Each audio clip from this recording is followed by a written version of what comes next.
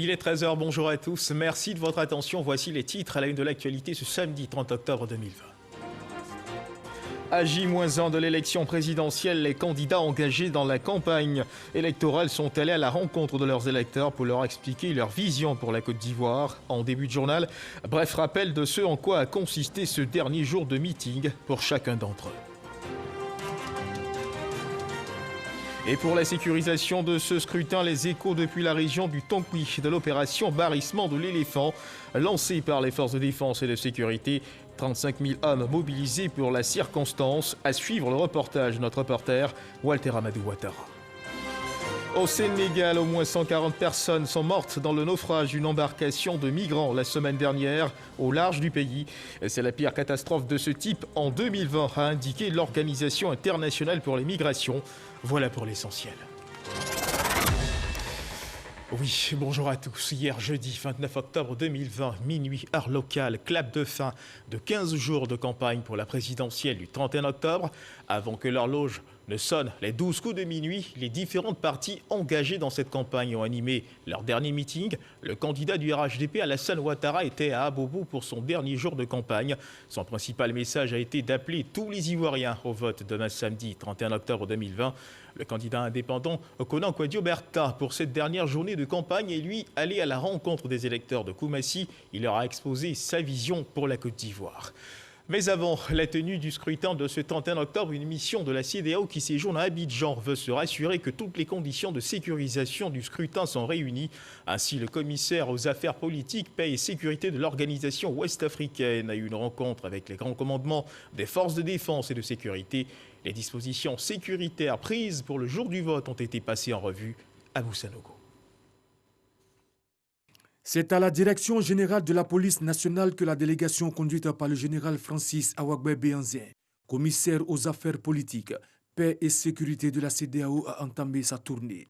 Une visite au grand commandement des forces de défense et de sécurité pour conforter l'opinion nationale et internationale sur les dispositions sécurité arrêtées pour le scrutin du 31 octobre. À cet effet, une présentation de l'ordre d'opération a été faite. Elle s'inscrit dans le cadre de l'opération Barrissement de l'éléphant. Le directeur général de la police nationale a par ailleurs assuré la délégation de la CEDEAO sur les dispositions prises par la police nationale pour le scrutin. Après la direction générale de la police nationale, les envoyés de la CEDEAO se sont rendus au commandement supérieur de la gendarmerie nationale.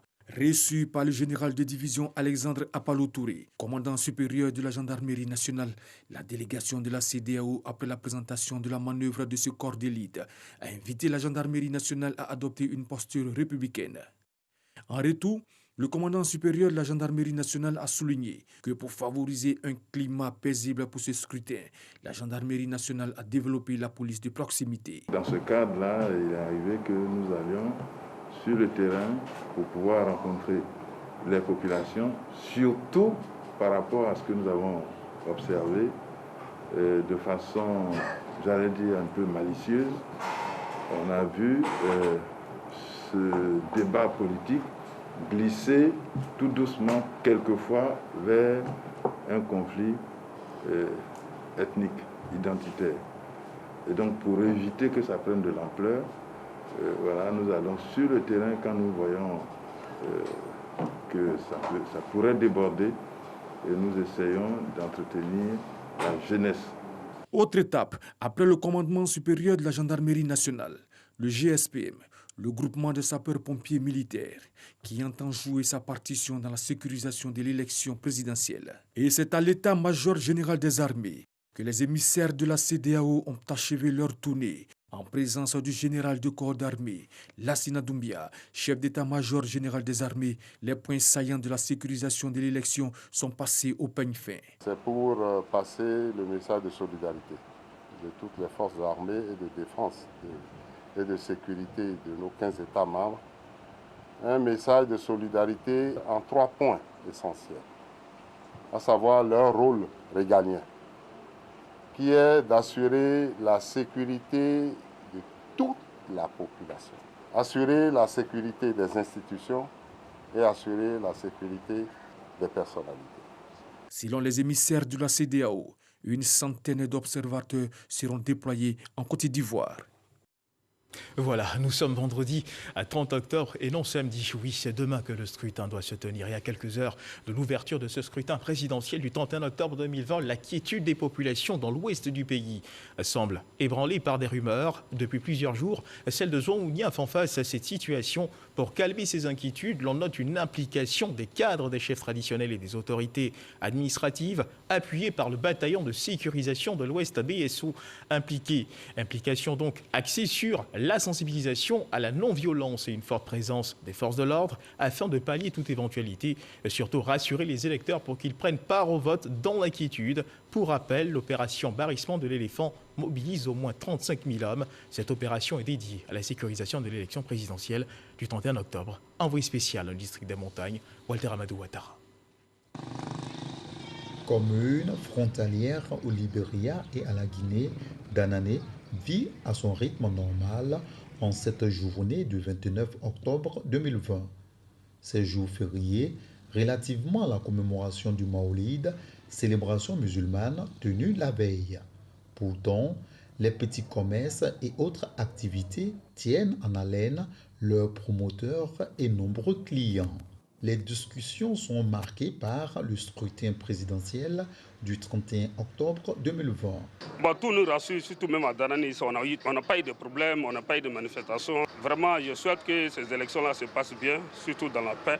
Et nous ne voulons plus la guerre se répéter dans le pays. Et le jour nous allons voter massivement. Tous les frères n'ont qu'à aller voter le 31 octobre. Il n'y aura rien. Si à Danané, les populations rencontrées affichent la sérénité, à Zouan, par contre, des résidents ont été effrayés par des rumeurs. Une implication de la chefferie traditionnelle et des cadres pour maintenir la quiétude est en cours. Actuellement, on ne sait pas qui réellement envoie des fausses rumeurs. Et j'ai même fermement donné des conseils à ceux qui troublent la population ici à Zouan. Zouan est tellement fragile pour donner des informations qui ne sont pas fondées. Donc, en ce temps-ci, en tant que chef central, j'ai passé l'information comme il se doit. Je dis à la population de ne pas aller en brousse parce qu'on ne sait jamais. Il faut savoir, il faut connaître d'où vient le danger avant de prendre la fuite. Et tout le monde, actuellement, à l'heure où je vous parle, quand quelqu'un est en train de parler, on l'écoute attentivement pour ne pas qu'il va déraper dans ses paroles. On a passé l'information concernant les votes. Les gens vont voter le 31, ce qui est le devoir, ce qui est normal pour un citoyen. On ne veut pas de violence. On a approché nos frères. Nous sommes des frères ici. Il n'y a pas d'animosité entre nous. La politique va passer, mais la fraternité va rester. Donc nous sommes des frères. On leur a dit, je leur ai personnellement dit, les gars, pas la terre pour que nous vivions ensemble. Nous avons toujours été ensemble. Donc restons ensemble pour sécuriser notre zone. Ces démarches portent fruit. Ce jeune homme, approché à la gare routière de Zouan, affirme son désaccord vis-à-vis des fake news. Sans pression, il atteste avec sa carte d'électeur qu'il va choisir le jour du vote son candidat. Quand on parle de voter là, c'est pour choisir ton président.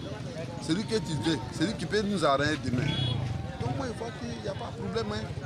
Moi, c'est la paix. Voilà. Vous voyez ici, là, nous, on se débrouille. Et puis, il n'y a pas de parler entre nous ici. Le préfet du département se veut rassurant. Tout se passe bien dans sa circonscription. Le scrutin va se dérouler dans la paix et la transparence. Le préfet l'exprime avec aisance. Notre appel, effectivement, c'est que les populations soient rassurées, que nous sommes là pour assurer la sécurité. Quand je dis nous, c'est l'État, avec tout ce que l'État a comme dispositif sécuritaire, c'est-à-dire la police, la gendarmerie et l'armée qui vient pour appuyer. Nous prenons toutes les dispositions pour pouvoir assurer la sécurité. Et bien entendu, les élections vont se tenir. Et nous sommes là pour que ça se tienne. La présence des forces de l'ordre arc-boute ses propos. Ces hommes en armes, visiblement bien équipés, appartiennent au bataillon de sécurisation de l'Ouest, BSO. Basé à Mans, la cité des 18 montagnes, ces militaires se sont déployés pour la sécurisation de l'élection présidentielle. Le colonel Lassoro Draman maintient le ton de la fermeté déjà annoncé par le chef d'état-major général des armées de Côte d'Ivoire, prêt à pallier toute éventualité. Mes troupes sont plus que déterminés. Nous sommes engagés et leur morale est très haut. Si on attaque, notre riposte sera plus supérieure à celle de l'ennemi. Nous imposer sur le terrain pour l'accomplissement de notre ordre d'opération barrissement de l'éléphant. L'opération barrissement de l'éléphant mobilise au moins 35 000 hommes pour sécuriser l'élection présidentielle du 31 octobre 2020. Et prenons ensemble la direction de la commission électorale indépendante. Sachez que la CEI informe l'ensemble des électeurs que les pièces requises pour participer au scrutin présidentiel du samedi 31 octobre 2020 sont les suivantes. Pour les électeurs inscrits en Côte d'Ivoire, la carte d'électeur 2020 ou la carte nationale d'identité, la CENI ou l'attestation d'identité. Pour les électeurs inscrits à l'étranger, la carte d'électeur 2020 ou la carte consulaire ou le passeport biométrique. La commission électorale indépendante, la CEI, précise par ailleurs que conformément aux dispositions du code électoral, les électeurs qui n'ont pas pu retirer leur carte d'électeur pourront le faire le 31 octobre 2020, jour du scrutin, dans leur bureau de vote respectif où un dispositif particulier sera installé. À cet effet, les pièces requises pour le retrait restent inchangées pour les électeurs inscrits en Côte d'Ivoire, la carte nationale d'identité, la CENI, ou l'attestation d'identité ou le certificat de nationalité ou le récépissé d'enrôlement délivré par l'ONUCI ou l'ex-ONI. Pour les électeurs inscrits à l'étranger, la carte consulaire ou le passeport biométrique ou la carte nationale d'identité. Dans exactement 24 heures donc s'ouvre le scrutin du 31 octobre et voter est un droit fondamental inscrit dans la Constitution. À la veille de l'ouverture de ce scrutin, la secrétaire d'État chargée des droits de l'homme, Aimé Zébéiou, appelle la classe politique ivoirienne, toutes les parties prenantes engagées dans le processus ainsi que le peuple ivoirien à s'impliquer afin de garantir à chacun d'exercer ce droit de vote. Jean-Marc Djadji. Dans nos prochaines éditions. Le mouvement Solidarité Citoyenne MSC investit lui aussi le terrain pour exhorter les populations au pardon et la réconciliation en cette période électorale. Les caprices de la météo n'ont pas empêché les membres de ce mouvement d'aller à la rencontre des populations de la commune de Yopougon. Objectif affiché, les sensibiliser à la paix et au vivre ensemble avant, pendant et après les échéances électorales. Astou Touré. Malgré la forte pluie, les actions de paix et de cohésion sociale ne manquent pas. Le mouvement Solidarité Citoyenne était à Yopougon pour sensibiliser au pardon et à la cohésion sociale. Évitons des querelles, évitons tout ce qu'on peut dire qui est des injures entre nous. Quand je vois le moment là, c'est vous qui faites la vie, c'est vous qui faites le monde. Si vous n'êtes pas là, nous les garçons, on fait encore. Donc, donnez des conseils à vos enfants à la maison, donnez des conseils à vos frères, donnez des conseils à vos maris, que la rue là, c'est pas fait. La rue est faite pour qu'on puisse passer, la rue est faite pour qu'on puisse aller où on veut aller. Donc aujourd'hui, nous sommes venus vous sensibiliser à cela. Venus de plusieurs quartiers de la plus grande commune d'Abidjan, les femmes de Yopougon se sont engagées à préserver la paix, gage de tout développement. Aujourd'hui, on veut la paix. Parce que ce qu'on a vu là, on ne veut plus voir ça. Donc, mouvement, nous sommes contents. Si tu vois les douaniers ici aujourd'hui là, parce que nous qui avons des enfants là, on veut la paix. On veut l'avenir de nos enfants. Quand il y a la paix, nos enfants vont avoir du travail et nous dormons tranquillement, nous sortons tranquillement, nous rentrons tranquillement. Créé en 2017, le mouvement Solidarité Citoyenne entend sillonner plusieurs communes du district d'Abidjan pendant et après les élections pour la préservation d'un climat apaisé. Des pièces de théâtre jouées à des carrefours ou places publiques, mieux des spectacles donnés en pleine rue pour distraire mais surtout sensibiliser à la paix et à la non-violence en cette période électorale, eh bien c'est la parade trouvée par un groupe de jeunes pour contribuer à leur façon à l'apaisement du climat sociopolitique. Éric Goré, notre reporter, a suivi l'une de ces pièces théâtrales jouées en plein air pour appeler justement à la non-violence. C'est à travers des danses, des chants et des sketchs que ces jeunes Ivoiriens ont décidé de sensibiliser les populations sur l'importance de la paix en cette période électorale. Des spectacles qu'ils donnent gratuitement dans les rues d'Abidjan en optant pour une sensibilisation de proximité. Allez-y, vous aimez la paix. Si vous aimez la Côte d'Ivoire, si vous aimez la paix, criez. Il faut que déjà la jeunesse continue à exhorter tout le monde pour ne pas qu'il y ait des troubles. On n'a pas besoin de ça. On veut juste être tranquille. Il s'adresse aux jeunes comme eux et plaide pour une situation apaisée. Pour la plupart, ces jeunes sont issus de l'association Jeunesse pour la lutte contre l'immigration clandestine en Afrique de l'Ouest. Aujourd'hui, vous voyez, c'est la jeunesse de plusieurs générations qui sont réunies là. Donc c'est un signal que nous voulons quand même porter à la jeunesse, de sorte que nous puissions cultiver la paix. Cultiver la paix pour que, étant sur place en Côte d'Ivoire, nous puissions entreprendre des activités. Nous luttons jour et nuit pour pas que nos frères et sœurs passent par la voie illégale pour aller mourir.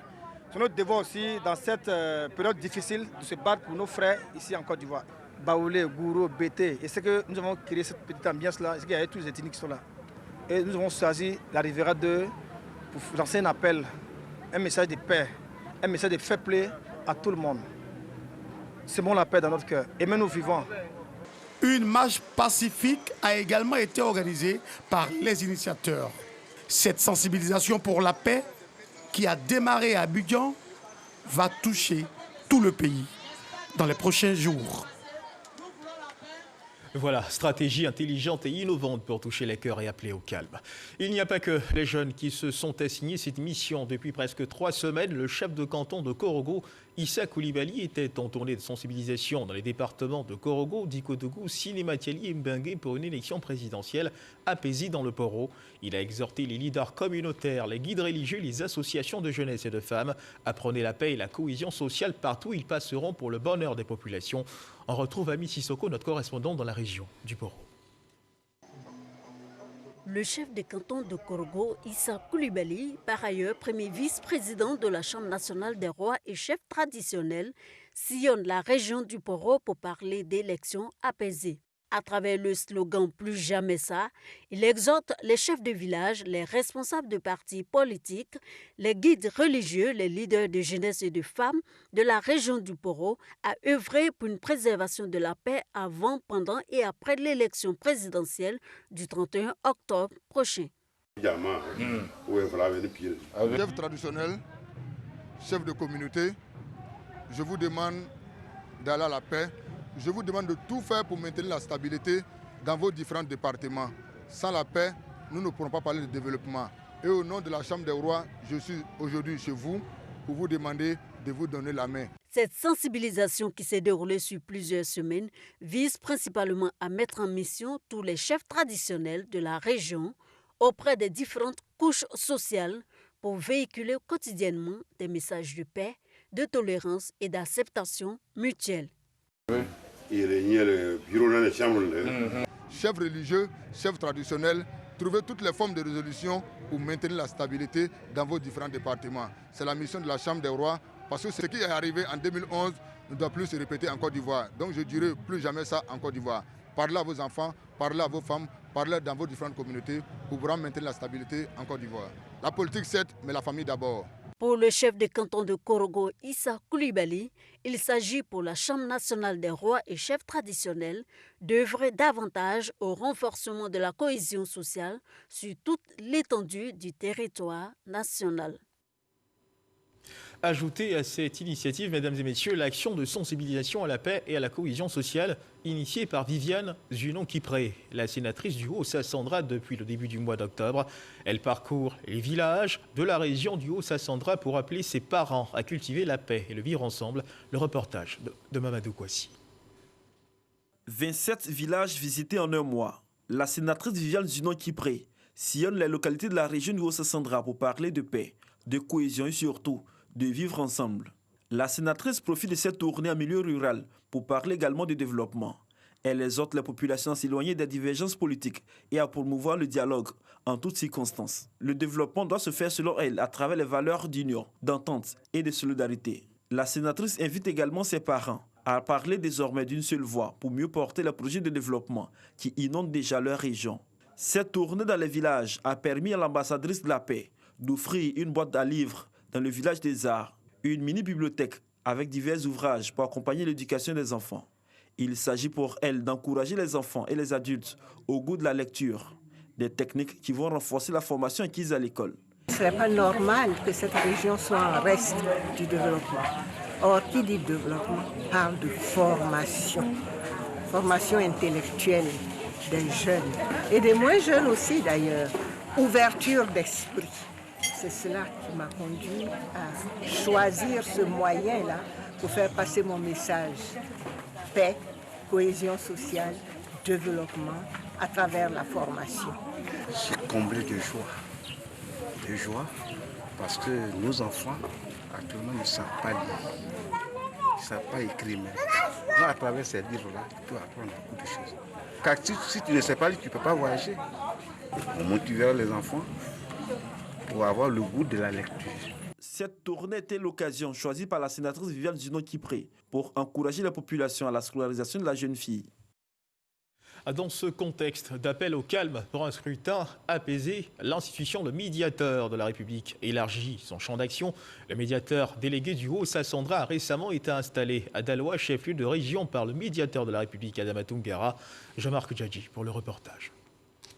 Par la remise de l'arrêté de nomination et celle des clés du véhicule de service, Lago Grogué devient ainsi le médiateur délégué de la région du Haut-Sassandra. Objectif, rapprocher la médiature de la République des populations pour le maintien de l'harmonie, de la cohésion au sein de la société, gage de tout développement. Je suis vraiment fier et heureux de savoir que je vais accompagner le médiateur de la République à régler les problèmes des populations. Ma priorité, c'est d'établir un chronogramme pour savoir où aller chercher l'information, comment aller chercher l'information. Avec l'équipe qui m'entoure, faire en sorte que nous soyons prompts à anticiper sur des conflits pour que ces conflits n'éclatent pas. Une installation du médiateur délégué dans cette région à forte densité et aux énormes potentialités agricoles. Une région qui connaît toutes sortes de conflits, entre autres les conflits fonciers. La présence dans la région d'une telle institution est une avancée notable pour Adama Toungara, le médiateur de la République. J'invite toute la population à faire preuve de mesure, surtout les hommes politiques, à faire preuve de mesure dans les propos, à utiliser le bon ton. Le médiateur délégué va ainsi contribuer à la résolution des conflits dans le Haut-Sassandra afin de garantir un climat de confiance, de vivre ensemble et créer les bases d'une paix durable. Et nous le disions à l'instant dans le cours de ce journal qu'à la veille de l'ouverture de ce scrutin, la secrétaire d'État chargée des droits de l'homme, Aimé Zébeyou, appelle la classe politique ivoirienne, toutes les parties prenantes engagées dans le processus ainsi que le peuple ivoirien à s'impliquer afin de garantir à chacun d'exercer ce droit de vote. On retrouve Jean-Marc Djadji. Déclaration de la secrétaire d'État chargée des droits de l'homme à l'occasion de l'élection présidentielle du 31 octobre 2020. Le 31 octobre 2020 se tiendra l'élection du président de la République. L'exercice du droit de vote est un droit fondamental de l'homme inscrit dans notre Constitution. À l'approche de cette échéance, le secrétariat d'État chargé des droits de l'homme, dans sa mission de promotion et de protection des droits de l'homme, invite toutes les Ivoiriennes et tous les Ivoiriens, les partis et groupements politiques, à tout mettre en œuvre pour permettre à chaque citoyenne et chaque citoyen d'exercer librement son droit de vote. Le secrétariat d'État chargé des droits de l'homme appelle l'ensemble des Ivoiriens, les partis et groupements politiques, ainsi que les candidats indépendants à tout mettre en œuvre pour faciliter l'exercice de ce droit de vote. Le secrétariat d'État chargé des droits de l'homme invite les citoyennes et les citoyens, témoins d'éventuelles entraves au droit de vote, à s'abstenir de tout acte de représailles et à saisir les autorités compétentes. Le secrétariat d'État chargé des droits de l'homme appelle les populations ivoiriennes à promouvoir la cohésion sociale et le vivre ensemble. Fait à Abidjan le 28 octobre 2020, Aimé Zébeyou, secrétaire d'État chargé des droits de l'homme. Un mot de religion dans ce journal, mesdames et messieurs, la contribution de l'islam pour des élections apaisées. C'est le thème choisi par le COSIM pour cette célébration 2020 du Maoulid et cette nuit d'adoration marquant la commémoration de la naissance du prophète. Un thème qui colle parfaitement à l'actualité. Dans la commune d'Abobo, les guides religieux ont invité leurs fidèles à désarmer les cœurs pour une élection sans violence. Nous Sangaré, Franck Quadio. C'est l'une des célébrations religieuses les plus importantes pour la communauté musulmane. Le Maoulid est la nuit qui marque la commémoration de la naissance du prophète de l'islam, une nuit d'adoration mais aussi d'enseignement sur la vie du prophète Mohammed. La contribution de l'islam pour des élections apaisées, thème choisi par le Conseil supérieur des imams des mosquées et des affaires islamiques COSIM, un thème évocateur surtout à 48 heures de l'élection présidentielle ivoirienne, occasion saisie par le médiateur de la République Adama Tungara qui invite les fidèles à la culture du pardon et du vivre ensemble. L'imam nous a enseigné ce qu'était le prophète, ce qu'il faisait, l'homme de grande patience qu'il était et l'homme de paix qu'il était. Et je crois que c'est la leçon que nous devons tirer de cette nuit du Mawlud. Partage, générosité et solidarité, des actes qui doivent caractériser les musulmans au cours de cette nuit.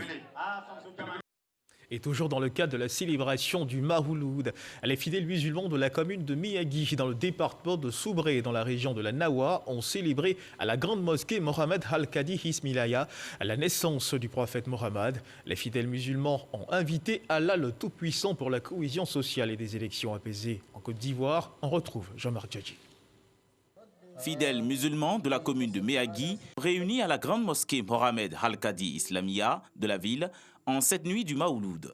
Ils ont ensemble commémoré en ce 3e mois de l'année musulmane la naissance du prophète Mohammed et prié pour des élections apaisées en Côte d'Ivoire. L'imam principal, le cheikh El Hadj Ibrahim Sanogo, et le préfet de Miyagi, Jacques Atrik Kwaku, ont exhorté les fidèles à être des messagers de paix et à éviter la violence dans la belle région de la Nawa. Les musulmans de Miyagi sont tous appelés à l'amour et au respect des lois du Saint-Coran. Et puis, mesdames et messieurs, sachez que le ministre de l'Emploi et de la Protection sociale porte à la connaissance des populations vivant en Côte d'Ivoire qu'en application du décret numéro 2011-371 du 4 novembre 2011, modifiant et complétant l'article 2 du décret numéro 96-205 du 7 mars 1996, déterminant la liste et le régime des jours fériés. Le dimanche 1er novembre 2020, jour de la fête de la Toussaint, est déclaré jour férié et chômé sur toute l'étendue du territoire. Oui, le scrutin présidentiel du 31 octobre cristallise les attentions, mais il ne faut surtout pas perdre de vue la lutte engagée contre cet autre acteur de l'actualité qui continue d'être présent, le Covid-19.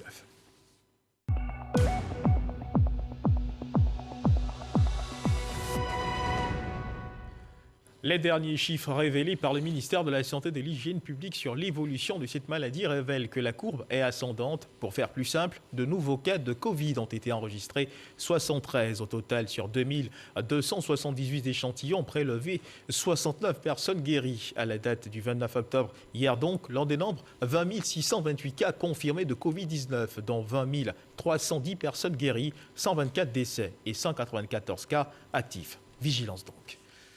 Les décisions gouvernementales, elles, sont expliquées aux artisans par le biais d'une caravane de la Confédération des PME, PMI du bâtiment et travaux publics BTP.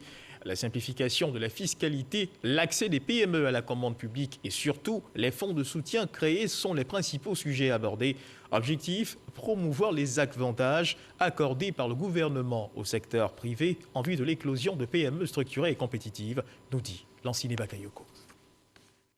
Dans une Côte d'Ivoire qui de plus en plus oriente son avenir vers le développement du secteur privé, les PME, véritables réservoirs en matière de création d'emplois et de richesses, sont au centre de la nouvelle stratégie du gouvernement. Diverses mesures fiscales et même économiques liées notamment à l'accès au financement sont prises pour faciliter la vie aux PME, aux artisans et même aux commerçants.